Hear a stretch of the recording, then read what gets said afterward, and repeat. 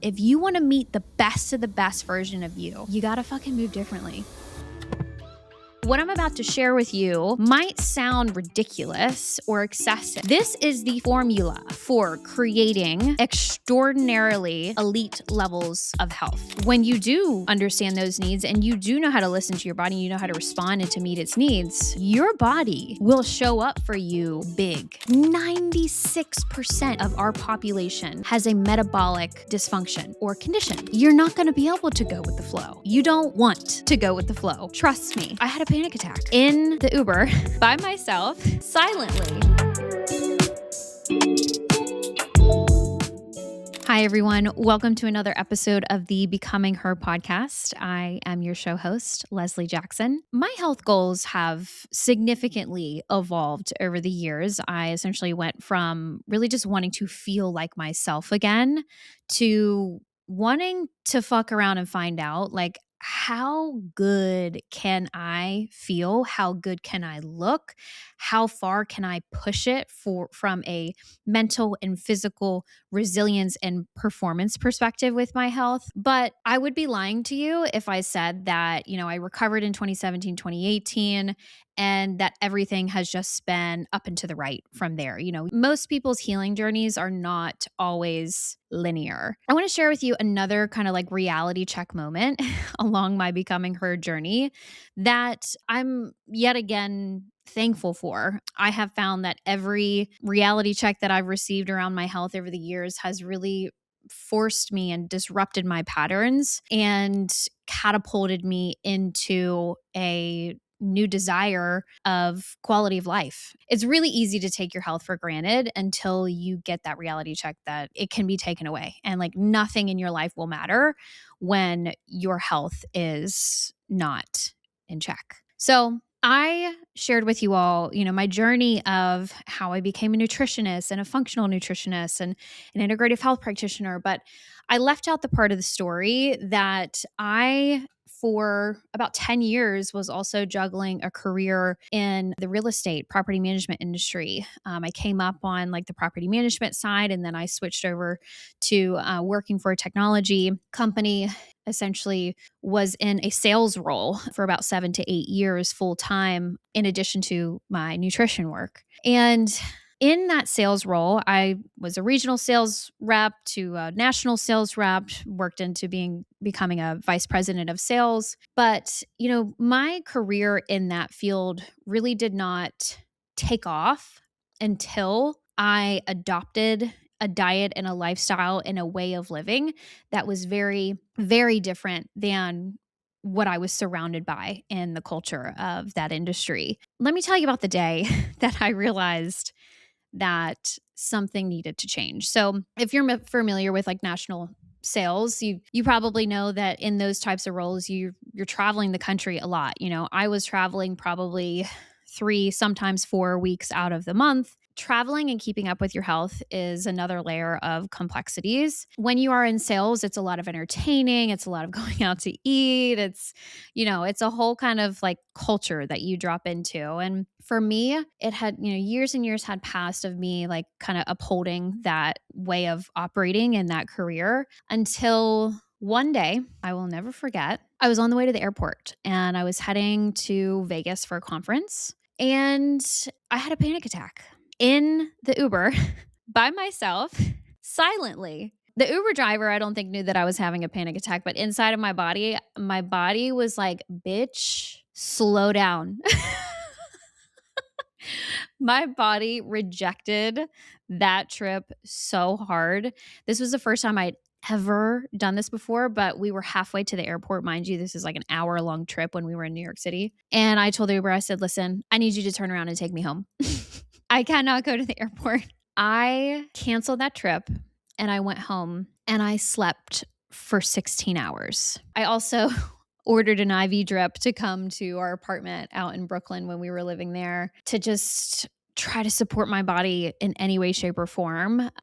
Oftentimes when you get a nice like IV, minerals, vitamins download, like your stress capacity kind of expands and it helps you recover a lot faster. So went home, I slept for 16 hours, woke up, got an IV, and got on a rebooked flight. But that was my wake up call to the fact that I was not living in alignment with my values. My health was very much like, you're not meeting my needs, and now I can't meet your needs. Because that's how this relationship works between your life experience, your performance, and your body. Like, your body has needs the same way that your business has needs, the same way that your partner has needs. Your body has needs. And what I find is that it is not common in our culture to know what our body's needs are and how to meet them. But thankfully, when you do understand those needs and you do know how to listen to your body, you know how to respond and to meet its needs, your body will show up for you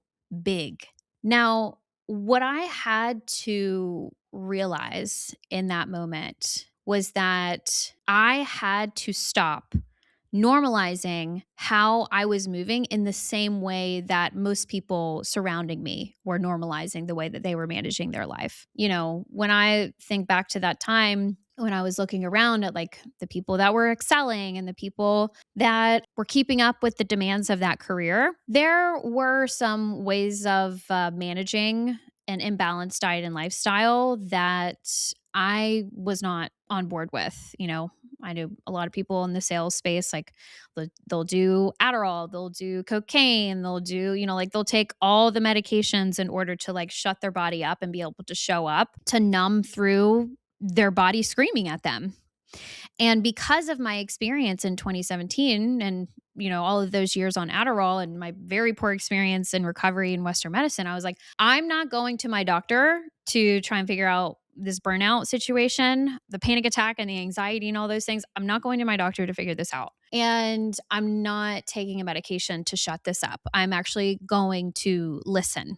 I really made a decision to start moving very differently than the people around me. I stopped drinking. I got pretty particular about how frequently I was going to be traveling. Earlier on in your career, it's like, your boss asks you to go somewhere and you're trying to like, be their most reliable person and like be everywhere that the company needs you to be and, be the go-to and be the top performer and like all of those things. And so like I had to let go of that. I had to stop disrespecting myself in an effort to meet everyone else's needs and expectations of me.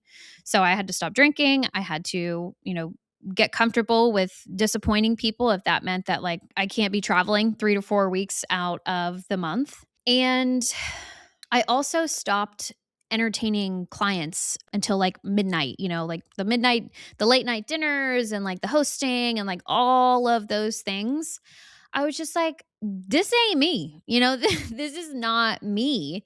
I don't live like this when I'm at home. So I'm not going to live like this when I'm out, entertaining clients and, hosting relationships. And I had to start making some pivots to how I spent my time when I did travel as well. And this was another one. I really had to get better about how I scheduled my weekends. Sometimes I would be, traveling back to back weeks. And then like I would also schedule personal travel on that weekend in between the professional travel.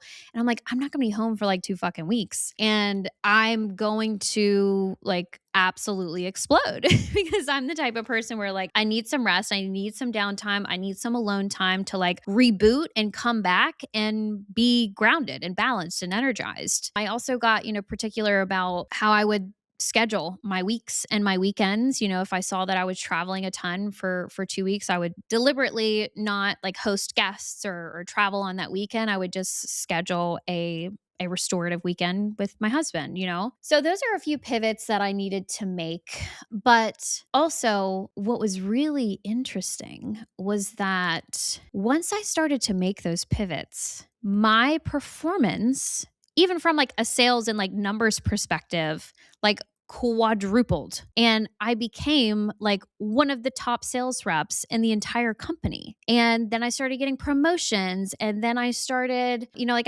I acquired a team and I became the leader. And I didn't start really extraordinarily excelling in my career until I stopped just like going with the flow and moving with what was normal for the average person.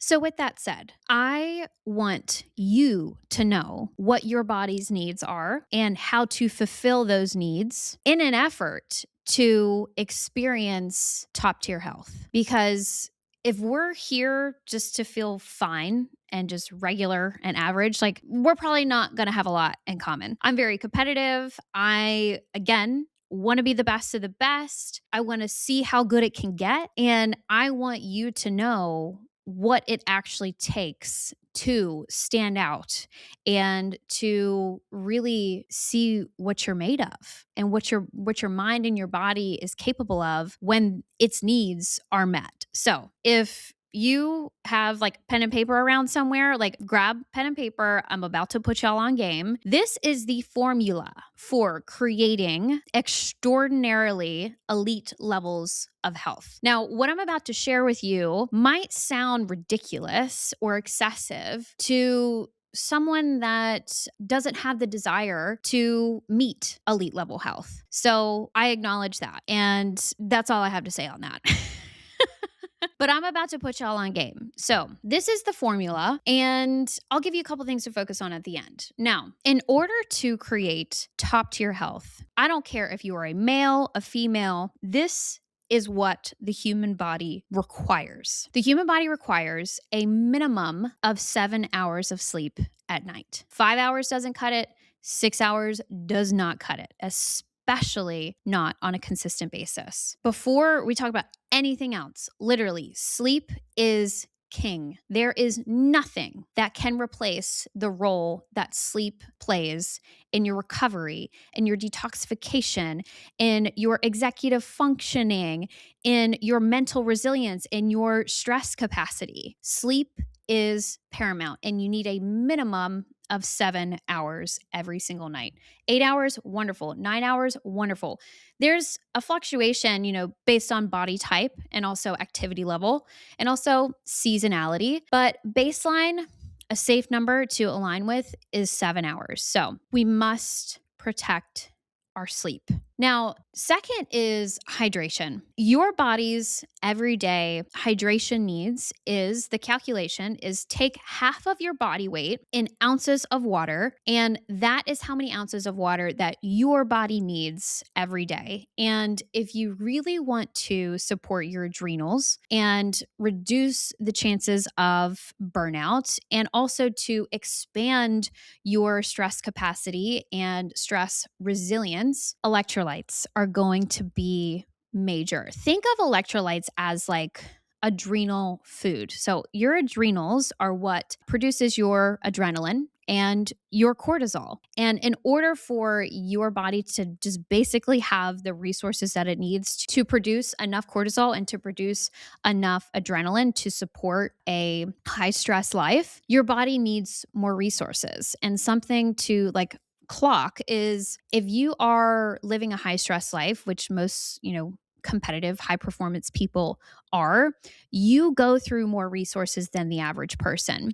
So you need to supply your body with more resources than the average person. So minerals such as sodium, potassium, calcium, and magnesium. Those are your 4 primary electrolytes. And in your electrolyte powders, I want you to also be looking for both not just sodium, but also potassium. That will greatly support, again, your adrenals, which will reduce your likelihood of burning out and also expand your capacity for stress. Next up is exercise. So there's a lot of opinions around what is the right way or style of exercise. And based on the science and based upon my own lived experience and my clients' success stories, what I see working the best is a integrative and well-rounded approach to exercise. And I am a strong believer that strength training needs to be the leader in our exercise protocols. We've got 7 days a week. We need at least one full, complete rest day. 3 to 4 of those days need to be dedicated to strength training. That can look like 2 upper body workout days, 2 lower body workout days. That can look like 3 full body days, or 1 upper body, 1 lower body, and 1 full body. And then we also need to be getting cardiovascular training in. Strength training does not do what cardiovascular training does, and vice versa. They serve different purposes, and we need both. So we need to be doing cardio at least once to twice per week. And that can look like 20-minute jog, 30-minute jog, or 15, 20 minutes on a stair stepper, or a cycle class, like explore it, see what works best for you. And lastly, the other style of exercise that I do think is paramount to the formula is yoga and Pilates, because they focus so much on stretching and mobility and core strength. And again, like that serves a different purpose than strength training does, as well as cardiovascular. They all serve different purposes, but they all benefit one another. So my current workout split is 3 to 4 days of strength training, 1 to 2 days of cardiovascular. My cardiovascular of choice is jogging for 30 to 45 minutes, and 1 day of either a yoga or a Pilates. Next up is movement, because there is a difference between exercise and movement. Movement is activity, aka walking. The human body was designed to move long distances and take you very far. When we are too sedentary, even if we are getting the exercise in, but we're sitting sedentary and stagnant for the other 15 hours of the day, we're going to accumulate inflammation. You do not have to be an athlete to align with this strategy. This is just basic human needs. We need to be hitting somewhere between 7 to 10,000 steps a day. This helps to detoxify cortisol. This helps to move your lymphatic system. This helps to reduce your stress, reduce anxiety, and also to generate energy. Walking is not exercise. It's not a replacement for strength training or cardiovascular, nor, yoga or Pilates, but a daily target goal should be somewhere between 7 to 10,000 steps a day. I don't care who you are. Minimum 7 to 10,000 steps a day. That will also really upregulate and activate your metabolism and greatly benefit blood sugar regulation, which has such a profound impact on your nervous system. When your blood sugar is all over the place, like way up and way down, your nervous system feels it. And what that actually feels like on the surface is extreme anxiety, extreme fatigue, and also extreme energy bursts. So we want to just like regulate that a bit more to be on a more base level, and being able to remain in a state of equilibrium is part of being a high performer. We got to be able to keep our cool in a lot of different situations. And if our emotions are like all over the place because our blood sugar is all over the place and our toxic load is too heavy and we're too stagnant and we're overly inflamed, that shit impacts your performance. It impacts how you feel in your body. It impacts your brain-gut connection. It impacts your mental clarity. So sleep, 7 hours, hydration, lots of electrolyte-rich water, exercise. We want an integrative approach, movement, 7 to 10,000 steps a day. Now, I'm going to talk about a pillar of meeting our body's needs that I have realized over the years is not common knowledge. Detoxification. How do we detoxify? We detoxify via sweating, urinating, and bowel movements, as well as our lymphatic system flushing out through the liver. So those are like 4 or some of the most primary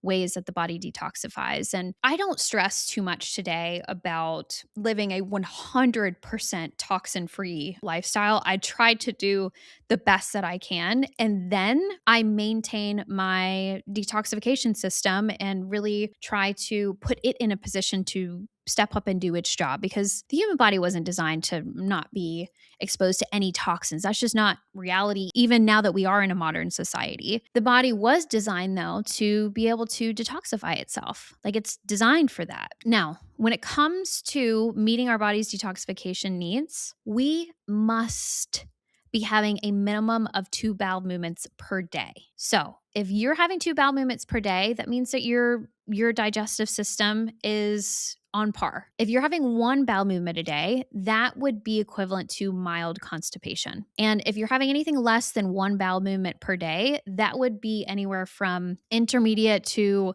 severe constipation. And when your body can't release the toxins via your digestive tract or, detoxification pathways, I was about to say that shit just it just goes right back into the system and it creates a really heavy toxic load, and that's a really common primary root cause of chronic inflammation, which has a whole slew of symptoms: headaches, migraines, brain fog, memory issues, bloating, hormone imbalances, infertility, just so many things that go into a state of dysfunction whenever the body is accumulating too much toxic load. So 2 bowel movements a day. If you're not having 2 bowel movements a day, we need to up the fiber and up the hydration and up the movement.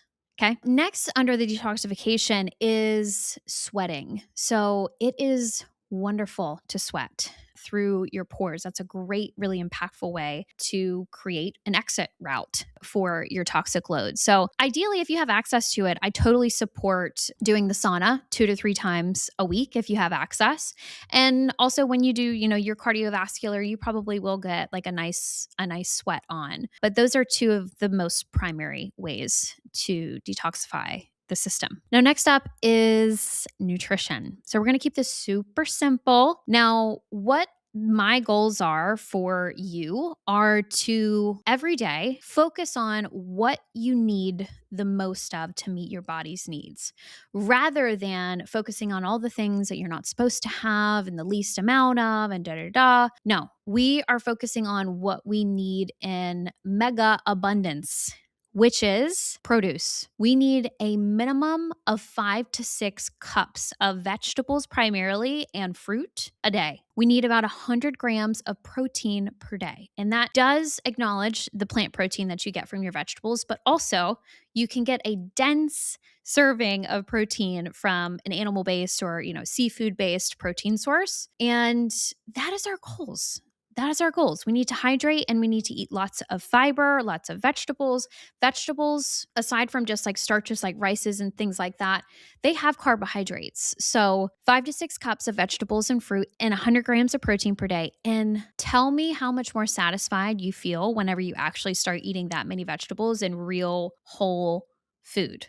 Proteins as well. It makes a huge difference in your satiety hormones as opposed to eating lots of ultra processed foods. Reason being is those foods not only have caloric and macronutrient density, they have vitamins and they have minerals. Our body does not just function off of macronutrients such as fat and carbohydrates and protein. It also requires vitamins and minerals like vitamin D, C, B, biotin, all of those vitamins and the minerals of magnesium, sodium, potassium. That is what our systems function off of. And what I see in my practice is when things start to dysfunction, it's very rare that a nutrient depletion or a nutrient deficiency or a mineral deficiency is not part of the root cause equation of why something is dysfunctioning. So we want to replete our deficiencies and depletions with what the human body needs to function. And whatever our diet can't meet, we take in supplementation form. So on the topic of supplementation, I want everybody, and when I say everybody, I mean everybody, on a multivitamin, because our food is not as nutrient dense as it once was. Even if it's organic, our soil is not as nutrient dense as it once was. The best way to get the most amount of nutrient density from your food is to buy organic, local, in season. Like the way they do things in Europe when it comes to produce is how we need to be adopting practices here in America. If you are eating lots of local, organic, and in-season produce, you are eating the most vitamin-dense, nutrient-rich foods that you possibly can. And you'll probably need a multivitamin the least. But if you're not hitting that mark perfectly, let's take a multivitamin as a just insurance, just to make sure that the body is getting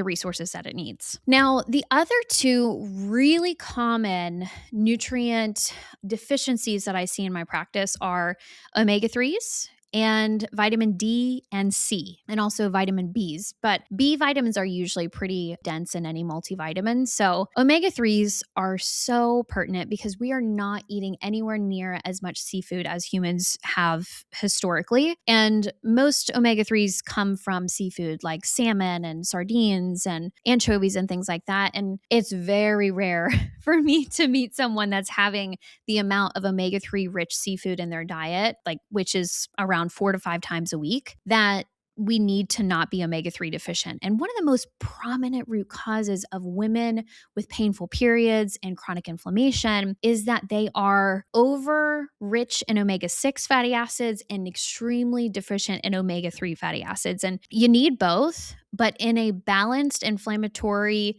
environment, you have omega-3s in abundance, so much so that they keep your omega-6s in balance. Next up would be vitamin D and vitamin C. I have this really weird belief that humans were designed to be walking around on planet Earth naked as hell.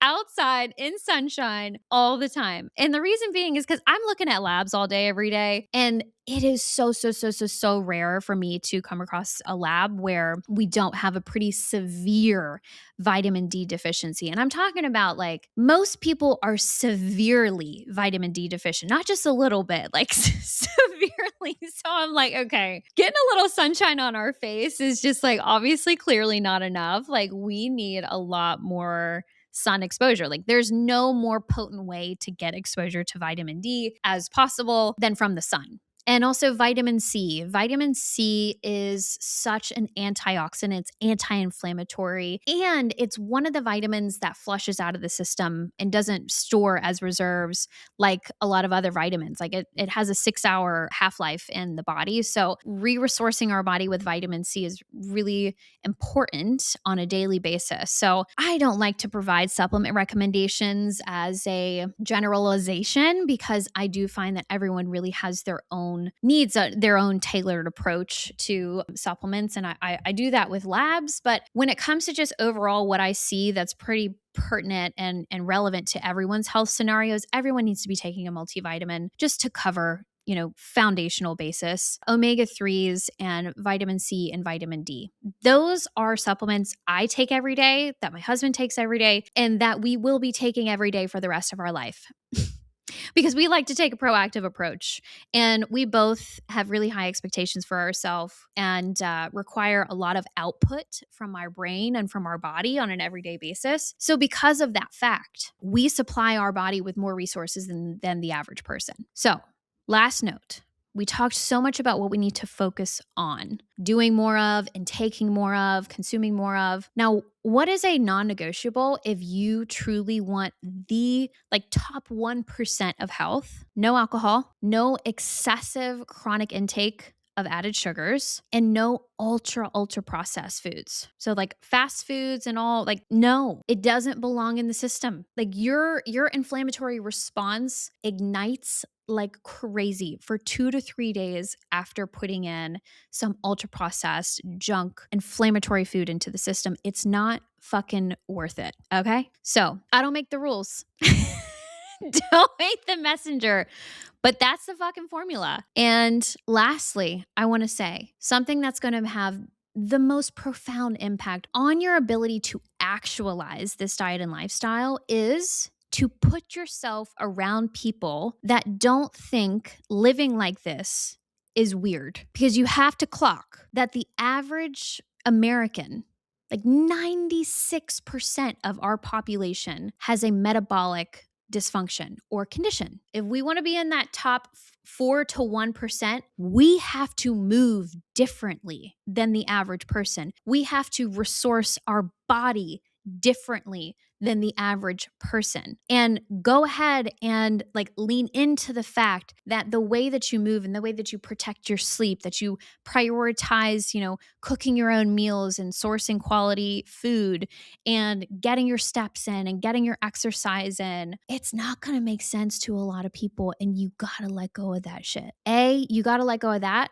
B, you need to surround yourself with people that normalize that way of life too. Because if you surround yourself like me, if you surround yourself with people that normalize drinking alcohol all the time, eating fast food, not respecting your body's sleep needs, skipping meals, taking, like medications to shut up your symptoms, it's going to fucking brainwash you into thinking that that is the normal. It's going to brainwash you into thinking that that's how humans live life. That's how mediocre people live life. That's how people that are fine with feeling fine live their life. But if you want to outperform, if you want to meet the best of the best version of you, if you want to feel bold and powerful and wake up energized and clear and excited for your life, you got to fucking move differently. This is the formula. I know that that is a full spectrum integrative approach to creating health. Now, it's New Year's Day.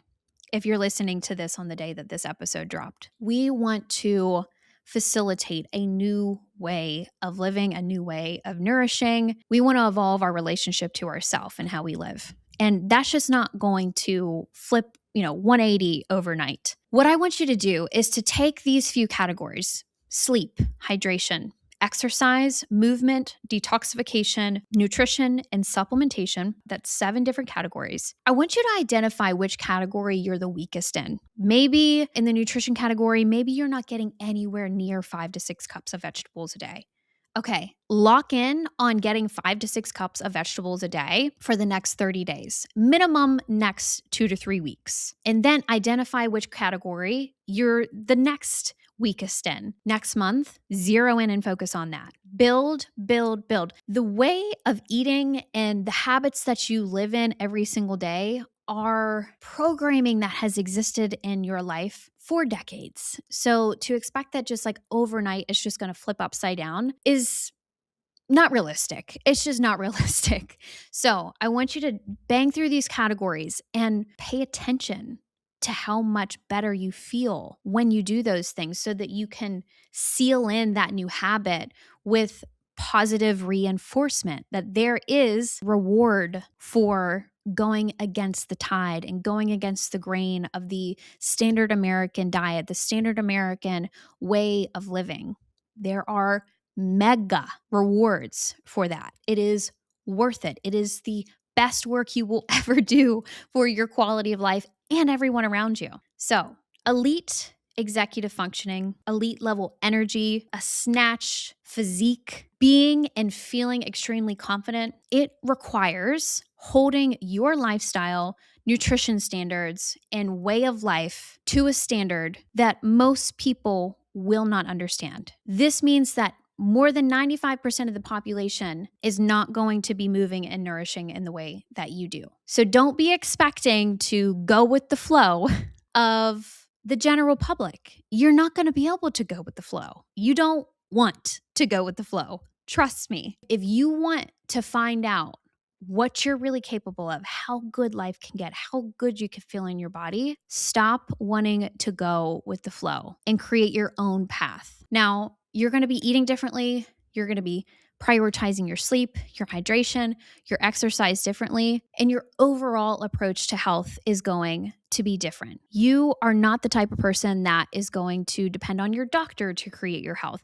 You are the type of person that takes responsibility for your health experience. You take a proactive approach. We don't wait until we hit forks in the road to excel and elevate our health experience because you need you. I work with a lot of entrepreneurs, a lot of executives who tend to really want to see how good life can get, how great their performance can become. And a reality that we have to clock is that if your health collapses, your career or your business collapses. But on the flip side of that, if your health is thriving, your business or your career is going to thrive. It's worth it. Go through this list. Find your greatest weakness. zero in on it, lock in on it for 30 days, move on to the next. If that doesn't feel or seem capable to you or attainable to you, I do highly recommend hiring a coach, whether that's me or anyone else that you resonate with and respect their approach. But if we want to move different in 2026, if we want to feel different, if we want to reach new heights and experience differently in our body, we have to start moving differently than the average person, because we are not average. We are not mediocre. We want to see how good it can get. I'll see you on the next episode.